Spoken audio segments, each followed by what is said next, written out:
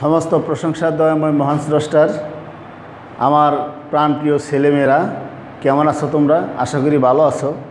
যাই হোক, আমি ন্যারেশন পড়াইতেছিলাম। আজকে ন্যারেশনের চতুর্থ ক্লাস, অর্থাৎ 4 নম্বর ক্লাস। একটু লক্ষ্য করো,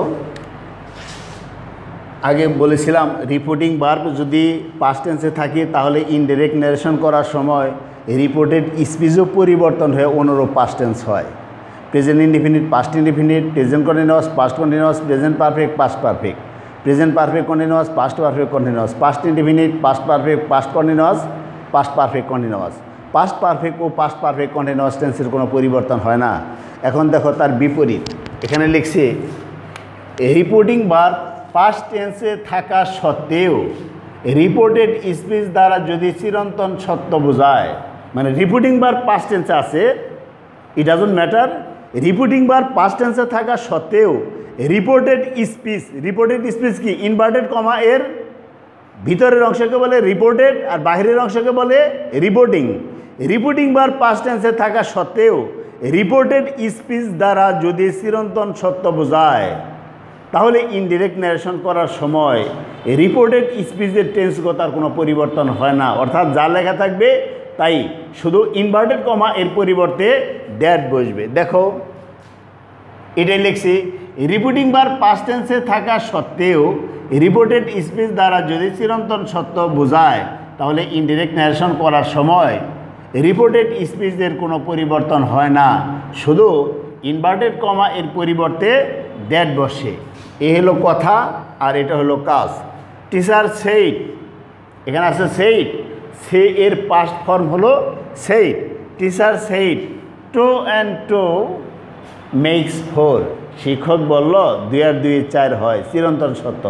2 আর 2 4, 2 2 4, চির সত্য। এই জন্যেই ইনডাইরেক্ট ন্যারেশন করার সময় এই রিপোর্টেড স্পিচের কোনো টেন্সগত কোনো পরিবর্তন হবে না। Teacher said that 2 and 2 makes 4, অর্থাৎ 2 and 2 মেক 4 হবে না। চিরন্তন সত্য হওয়ার কারণে রিপোর্টেড স্পিচের কোনো পরিবর্তন হবে না, শুধু এই যে ইনভার্টেড কমা, এই ইনভার্টেড কমা উঠে যাব, এর পরিবর্তে দ্যাট বসবে। আর একটা উদাহরণ লিখছি, দেখো number 2, the old uncle said, বৃদ্ধ চাচা বলল today tomorrow we all have to die, আজ হোক আর কাল হোক আমাদের সবাইকে মরতে হবে।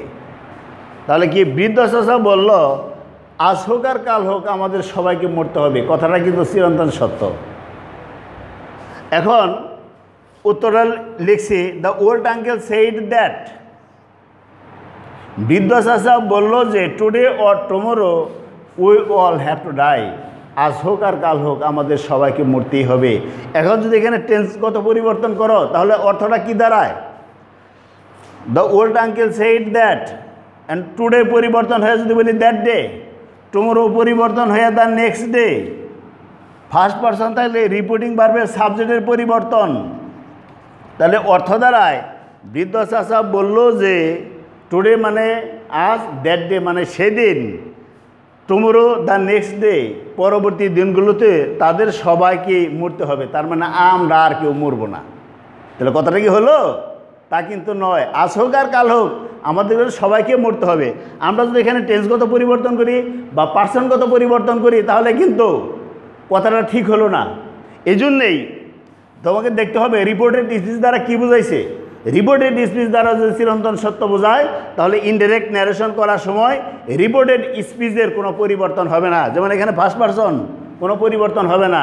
এখন যদি বলি যে টুডে মানে আজ, that day the next day মানে সেই দিন আর তার পরের দিনই তাদের সবাইকে মরতে হবে, মানে তারা, তাহলে আমরা ওর বাইরে বেড়ে গেলাম গা, তার মানে আমরা কোনো দিনই মরবো না, তাহলে মিথ্যা হয়ে গেল না। এই জন্যেই রিপোর্টিং ভার্ব পাস্ট টেন্সে থাকা সত্ত্বেও রিপোর্টেড স্পিচ দ্বারা যদি চিরন্তন সত্য বোঝায় তাহলে ইনডাইরেক্ট ন্যারেশন করার সময় রিপোর্টেড স্পিচের কোনো পরিবর্তন হয় না, শুধু ইনভার্টেড কমা এর পরিবর্তে দ্যাট বসে। এখানে আরেকটা কথা কিছু কিছু বইয়ের মধ্যে লেখা আছে, ওটাও ঠিক আছে, যে রিপোর্টিং ভার্ব পাস্ট টেন্সে থাকা সত্ত্বেও রিপোর্টেড স্পিচ দ্বারা যদি ইউনিভার্সাল ট্রুথ বা হ্যাবিচুয়াল ফ্যাক্ট বোঝায় তাহলে ইনডাইরেক্ট ন্যারেশন করার সময় রিপোর্টেড স্পিচের কোনো পরিবর্তন হয় না, শুধু ইনভার্টেড কমার পরিবর্তে দ্যাট বসে। এটা ঠিক। আবার এদিকে তাকাও, এখানে আর একটা নিয়ম লেখা আছে, এটা হলো আবার রিপোর্টিং ভার্ব। আবার রিপোর্টিং ভার্ব যদি প্রেজেন্ট টেন্স অথবা ফিউচার টেন্স হয় তাহলে কন্ডিশনটা কি? রিপোর্টিং ভার্ব যদি প্রেজেন্ট টেন্স অথবা ফিউচার টেন্স হয়, দুইটা টেন্স, একটা হলো প্রেজেন্ট টেন্স। প্রেজেন্ট টেন্স বলতে আমরা বুঝি প্রেজেন্ট টেন্সের মধ্যে যা আছে present indefinite, present continuous, present perfect continuous, এটুকু মিলেই হলো প্রেজেন্ট টেন্স। রিপোর্টিং ভার্ব যদি প্রেজেন্ট টেন্স অথবা ফিউচার টেন্স হয়, ফিউচার বলতে ওই চারটাই, future indefinite, future continuous, future perfect continuous. Reporting verb যদি প্রেজেন্ট টেন্স অথবা ফিউচার টেন্স হয় তাহলে ইনডাইরেক্ট ন্যারেশন করার সময় রিপোর্টেড স্পিচের কোনো পরিবর্তন হয় না, শুধু পার্সনের পরিবর্তন করতে হয়। তাহলে একটু বোঝার চেষ্টা করবা।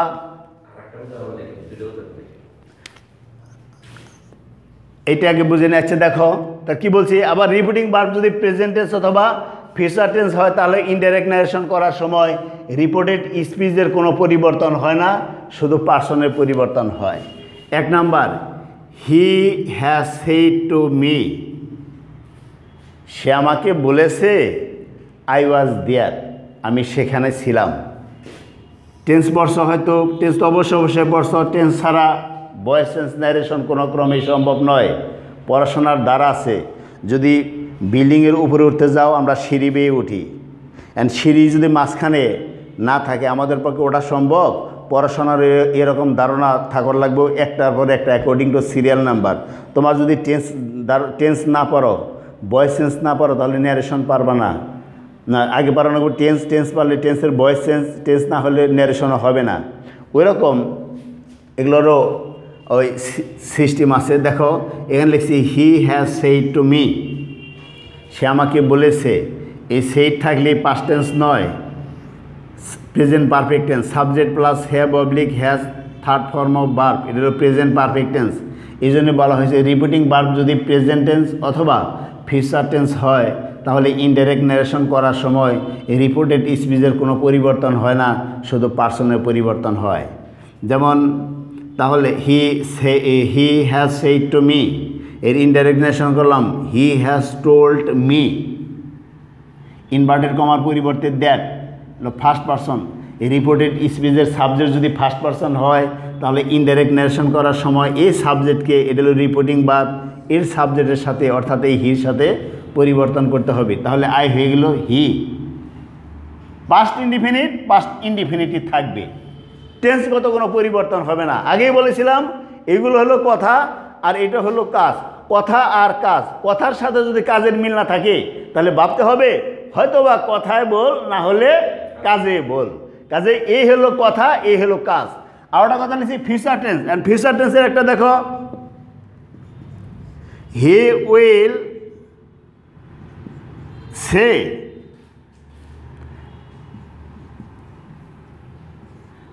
I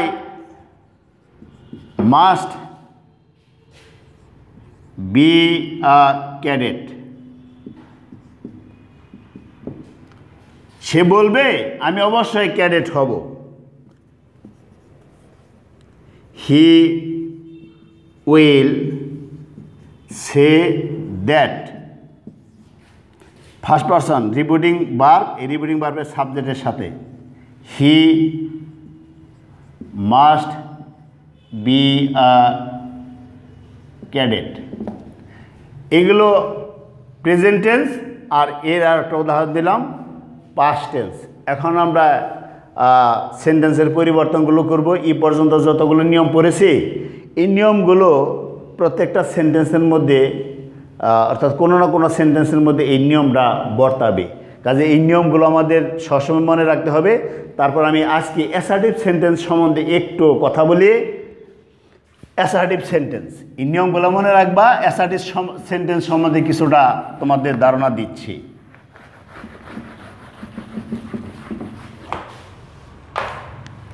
সংক্ষিপ্তভাবে লিখতেছি, বুঝতে কোনো সমস্যা হবে না, মনোযোগী থাকলে যথেষ্ট।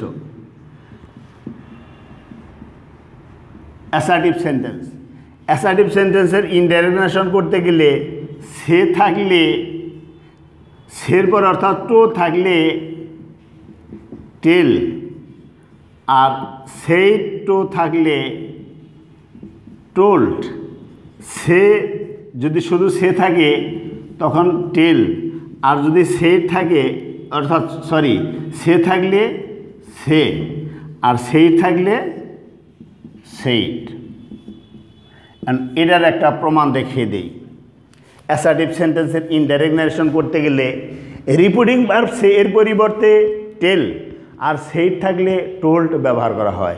কিন্তু রিপিটিং ভার্বের অবজেক্ট না থাকলে উক্ত সে বা সেইটের কোনো পরিবর্তন হয় না। যখনই অবজেক্ট পাবো আমরা তখনই ওই অবজেক্টের পূর্বে টু থাকবে। কথাটা কি বুঝতে পারছো? অ্যাসার্টিভ সেন্টেন্সের ইনডাইরেক্ট নারেশন করতে গেলে রিপিটিং ভার্ব সে এর পরিবর্তে টেল আর সেইটের পরিবর্তে টোল্ড, কিন্তু রিপিটিং ভার্বের অবজেক্ট না থাকলে উক্ত সে বা সেইটের কোনো পরিবর্তন হবে না।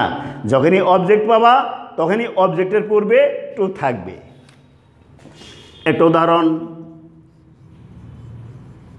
হি সেড টু মি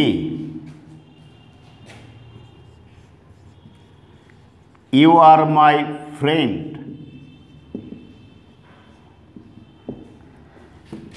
এ হলো অবজেক্ট, অবজেক্টের পূর্বে ইজ টু, যে কথাটা বলেছি। ডিরেক্ট নারেশনকে ইনডাইরেক্ট নারেশন করতে গেলে রিপিটিং ভার্ব সের পরিবর্তে টেল আর সেইট থাকলে টোল, কিন্তু রিপিটিং ভার্বের অবজেক্ট না থাকলে উক্ত সে বা সেইটের কোনো পরিবর্তন হবে না। এই তো অবজেক্ট, এই অবজেক্টের কারণে টু, এই জন্যই বলছি সে টো টেল, সেইট টো টোল্ড। এখন হি টোল্ড মি ইনভার্টেড কমার পরিবর্তে দ্যাট। আসো পার্সন, পার্সনের পরিবর্তন। কথাগুলো মনে পড়ে তো? যে কোনো সেন্টেন্সের ইনডাইরেক্ট নারেশন করলে সেন্টেন্সটি হবে অ্যাসার্টিভ। এছাড়াও আরও 5টি নিয়ম বাধ্যতামূলক। রিপিটিং ভার্বের পরিবর্তন করলাম, রিপিটিং ভার্বের পরিবর্তন, ইনভার্টেড কমা এর পরিবর্তন করলাম, ইনভার্টেড কমার পরিবর্তন, রিপোর্টেড স্পিচের সাবজেক্টের পরিবর্তন। কোন person? First second person. Second person থাকলে রিপিটিং ভার্বের অবজেক্টের সাথে পরিবর্তন করতে হবে মি। মি কখনো কোনো সেন্টেন্সের সাবজেক্ট হতে পারে না, মি এর পরিবর্তে সাবজেক্ট হবে আই। এখন টেন্সের পরিবর্তন, এটা প্রেজেন্ট ইনডিফিনিট টেন্স, একে নিতে হবে পাস্ট ইনডিফিনিট টেন্সে। Present indefinite, past indefinite. Past indefinite টেন্সে সাবজেক্টের পরে বসে ওয়াজ অথবা ওয়ার, আয়ের পরে ওয়াজ বসে। আসো ফার্স্ট পার্সন। ফার্স্ট পার্সন থাকলে রিপিটিং ভার্ব এর সাবজেক্টের সাথে পরিবর্তন করতে হবে। সেকেন্ড পার্সন থাকলে রিপিটিং ভার্বের অবজেক্টের সাথে, ফার্স্ট পার্সন থাকলে রিপিটিং ভার্বের সাবজেক্টের সাথে। এখানে আসলে মাই, মাই পরিবর্তন করতে হবে হি, এর হলো সাবজেক্ট। এখন এই সাবজেক্টের পসেসিভ কেস হি, এর পসেসিভ কেস হলো his. Friend, he said to me you R my friend, he told me that I was his friend. এই উদাহরণটা আমি নিচে আরেকবার লিখবো in order to make you understand, তোমাদের বোঝানোর কারণে। এখানে লিখলাম হি সেড, সে বলল, ইউ আর মাই ফ্রেন্ড। এখন ইনডাইরেক্ট নারেশন যদি করি, এখন দেখো ওই নিয়মটা, সে থাকলে সের পরিবর্তে টেল, সেই থাকলে টোল। এটা বলছি অ্যাসার্টিভ সেন্টেন্সের ইনডাইরেক্ট নারেশন করতে গেলে রিপিটিং ভার্ব সের পরিবর্তে টেল, সেই থাকলে টোল, কিন্তু রিপিটিং ভার্বের অবজেক্ট না থাকলে উক্ত সে বা সেইটের কোনো পরিবর্তন হয় না। এখানে সেইট, সেইটের পরে কিন্তু কোনো প্রকার অবজেক্ট নাই, কাজেই এখন এই সেইটই থাকবো। আর যেভাবে লিখছি তুমি এভাবে পরিপূর্ণ করতে পারো, এর আলাদা নিয়ম আছে, হয়তো পরবর্তী ক্লাসে আলাপ আলোচনা করব। এখন টেন্সটা খুব সুন্দর করে রিভিশন দিবা। টেন্স আর ওই যে নিকটবর্তী ওয়ার্ডকে দূরবর্তী ওয়ার্ডে পরিবর্তন, পার্সনের পরিবর্তন, অর্থাৎ ন্যারেশনের আনুষঙ্গিক যা আছে এটি রিভিশন দিবা। পরের ক্লাসে অন্য সেন্টেন্সে চলে যাব। ওকে, উত্তর এইটাই। আর যা আছে ঠিক তাই, শুধু ইনভার্টেড কমার পরিবর্তে দ্যাট, আর এখানে যা আছে ঠিক এইটাই, শুধু এই সেইডের পরিবর্তে এই সেইডের কোনো পরিবর্তন হবে না, আর উত্তর যা আছে ঠিক ওইটাই। ওকে, ভালো থেকো, আল্লাহ হাফেজ।